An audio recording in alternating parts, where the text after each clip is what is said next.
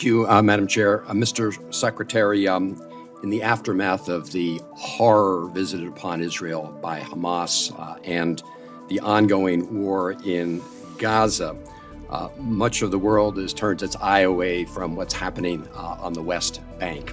And what we're seeing, and our own folks on the ground have been reporting this on a daily basis, is that with support of extremists in the Netanyahu government, people like Smotrich and Ben-Gvir, extremist settler violence against Palestinians has skyrocketed as more Palestinians are pushed off their land in Area C. As you know, all this does is strengthen Hamas, undermine the already weak PA, and open another front in this war. I know the president has raised this issue with Prime Minister Netanyahu, but according to every report I get, and I know both you secretaries get these, we've seen no improvement. So my question is pretty simple. What is your plan beyond urging that something be done when our pleas continue to be ignored? Senator Van Hollen, with regard to the West Bank, we very much share the concern that you've expressed. Palestinian Authority is doing everything that it can to keep security, to keep stability in the West Bank. It's vastly under-resourced. This is another aspect of the problem. And we've urged the Israelis, for example, to provide the authority with the resources that it needs that are being held back, tax revenues and other fees that it collects and then normally gives to the authority so that it can do its business, to release those. And at the same time, the president himself has been very clear, very direct, and very explicit about our concerns about extreme settler violence and the impact that that's having on the West Bank, including adding fuel to the fire. We've seen that people have been, in effect, forcibly displaced from their communities as well as killed.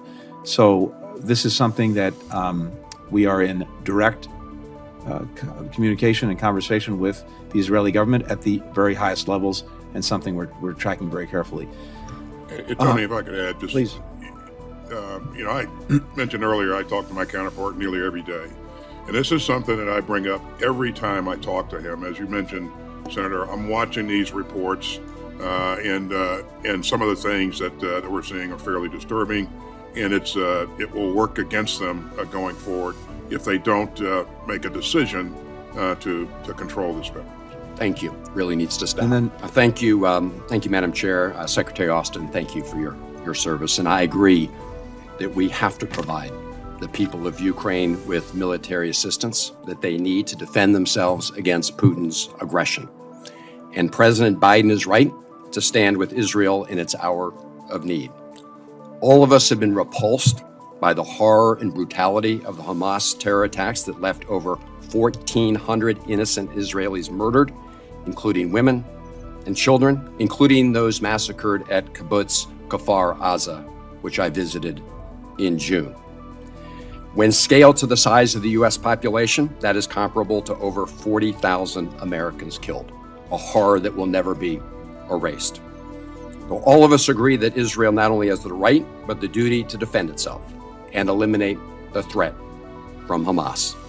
Hamas must immediately release all the hostages, and as Israel conducts its operations, many of us believe it should prioritize returning the hostages safely home. Also, as President Biden has said, it must conduct its operations in accordance with the laws of war, not only because taking all possible measures to avoid civilian casualties and human suffering is morally and legally required, but that it is also in the best strategic interests of the United States and Israel to do so, something both you and Secretary Blinken have affirmed today. The president has been very clear about the need to distinguish between Hamas and the overwhelming number of Gaza's over 2 million Palestinian civilians who have nothing to do with Hamas. But some members of Prime Minister Netanyahu's coalition have indicated that all Palestinians in Gaza are responsible for the horror visited upon Israel. And Israel has imposed, as you know, a full siege on the people of Gaza, cutting off most water, food, medicine, electricity, and fuel shipments.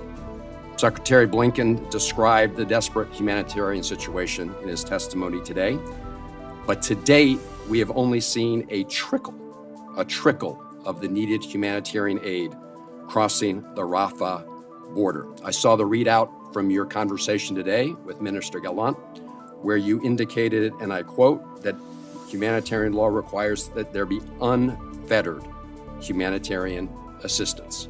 So, Mr. Secretary, simple question. We've got a trickle going. You would agree that in the interests of humanitarian law and helping innocent people in Gaza, we have to do a lot better? Simple question. I agree, Senator, and as I said earlier, it's a moral and operational and strategic imperative. If you fail to do that, then I think we're going to create a problem that they will create a bigger problem for themselves. Now, the siege is being accompanied by a ferocious bombing campaign. In just the first 6 days of the war, Israel dropped 6,000 bombs in the densely populated Gaza Strip. Israel has stopped reporting the number of bombs being dropped, but the intense pace has continued. Last night, my wife and I learned that someone we know well lost 2 family members and 4 of their children killed in bombing in Gaza. So they are not yet included in the most recent death toll reported by the United Nations yesterday, which says the number of dead has risen to over 8,300 people, 70% of them women and children, including 3,457 children. These are UN figures.